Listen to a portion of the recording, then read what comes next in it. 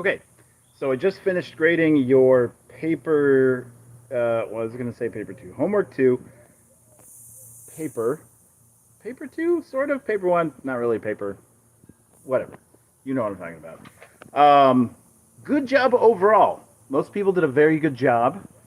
There were some general issues that I want to just touch on really quickly. So, general issues that are important to everybody. If you got a 30, there's not many of you. Out of the entire class of 33, I think four of you got a 30.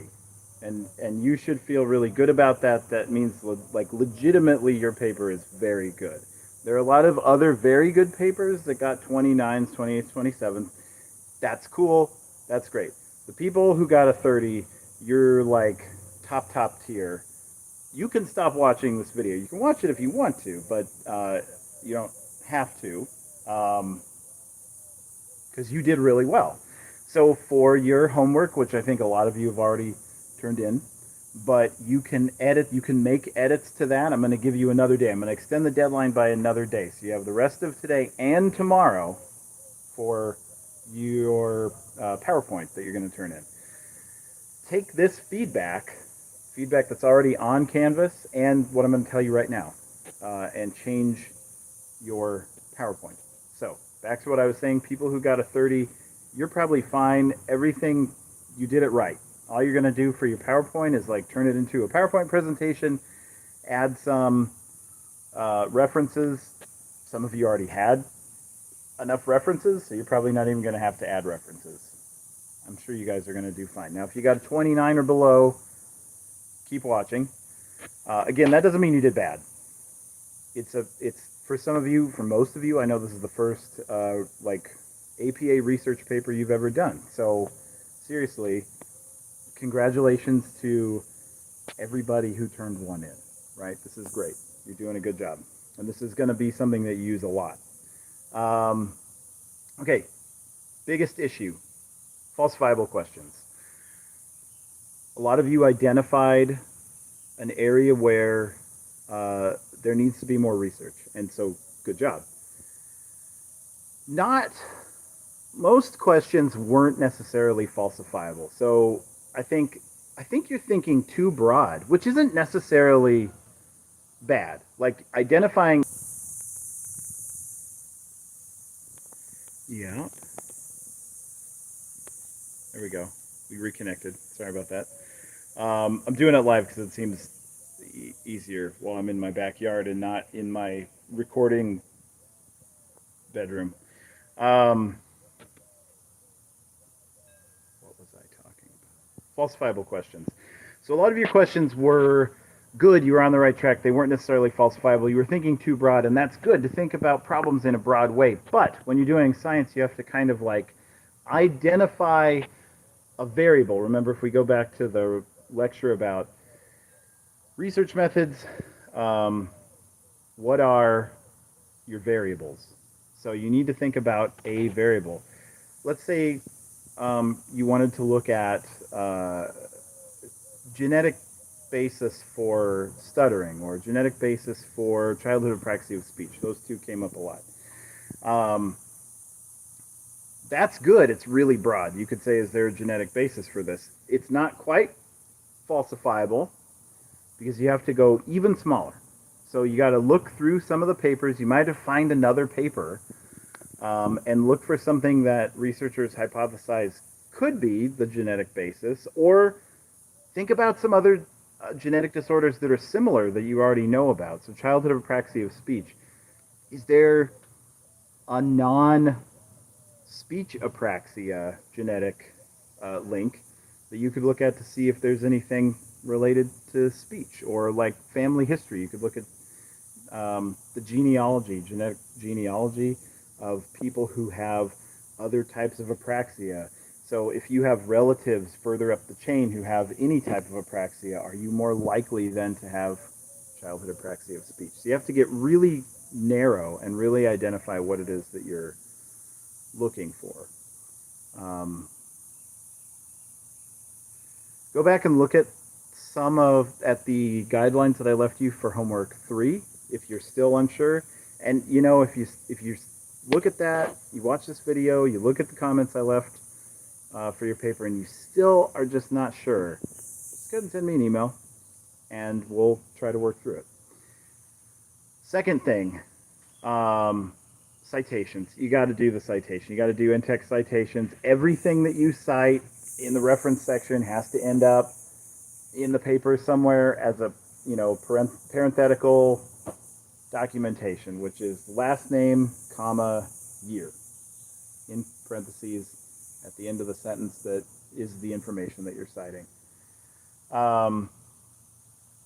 That's not a huge, the falsifiable question, that's a thing to understand. There's a lot of thinking that you're going to have to do with that. Adding the citations, that's just something you got to do. If you're not sure how they look, go to the Purdue OWL, which is a link that's on a few different places on Canvas, or you can just Google search it, Purdue OWL APA format, and you'll figure it out. So that's in-text citations. You need extra citations for this PowerPoint thing. Go get them. I think it's 8. It's like 4 extra on top of the paper. That shouldn't be hard to find. You can look for, now that you've got an idea of the question you want, make 1 or 2 of those pertain to the question, and then you have some citations that you can throw into that question. That's an easy way to do it. You need to have parenthetical citations in your PowerPoint. So if you don't have those, edit that and turn it in again. Let's see, the last thing. Yeah, that actually, it might have been those 2 were the big things that, oh yeah, I was thinking there were 3. One was how to do the citations. The other was that you needed to have 4. I guess another thing that I should mention is journal citations are what you want to focus on. They're the real citations. They're the only kind of citation that's peer-reviewed. If you find things from Med News or even stuff from ASHA, it's not necessarily peer-reviewed. It can be posted, and it might not be fact-checked. ASHA might fact-check its own things, and it's professionals who are posting it, but you can make a mistake. I don't think they're intentionally misleading you, but you can make a mistake.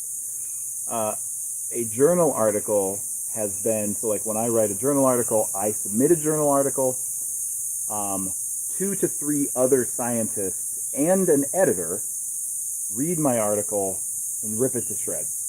And then I have to make the changes before it gets published. So that's why the journal articles are the thing you want to focus on. Any news site, even if it's Med News, is not peer-reviewed. Doesn't mean it's wrong. Just means that it has more of a chance to possibly be wrong. So remember, you get 1 freebie. You can cite one of my lectures or the book, whichever one you want to cite. And then the others need to be journal articles. I will say that if you're doing Med News or Mayo Clinic or ASHA, that's a hell of a lot better than BuzzFeed Health. So I'm not taking off, it's a fraction of points that come off if you do Med News. Try to find a peer-reviewed journal article. If you just can't, it's fine. 1 or 2 of them, I'm not even gonna take off points. But if 4 of your 8 articles are not journals, you may lose 1 point. Okay, so those are the big changes that, the big problems I saw with the papers, things that you need to change for homework 3. Like I said, yes, it was due today, but since you're getting this feedback late, I don't want you to rush through things. I know some of you are, it's Sunday, you're out with the kids, or you're working, or you thought you were done with everything, so you burnt your computer, whatever. So you'll have I'm going to give you an extra day till tomorrow to turn this in to make any changes that you've got. Shouldn't be large changes. If you have an issue, if there's changes you need to make and you just can't get it done tomorrow, email me. We'll do case by case, 1 or 2. You have to have documentation, but I can let you do it late. But grades are due on the 12th. I have to turn them into my university by the 12th. So if you don't have it by the 12th, just email me if you have a problem. But tomorrow's the due date. Okay, so take those into account. Change the things that need to be changed. You'll be good. Most of you did really fine anyway. Tiny, tiny little things. So you should do really well on this. Okay, that's it. I will, I don't know, this could be the last video. So thanks for a good semester. Good luck on your exams if you haven't already taken them, and I'm sure you're going to do fine on this last homework. All right, bye.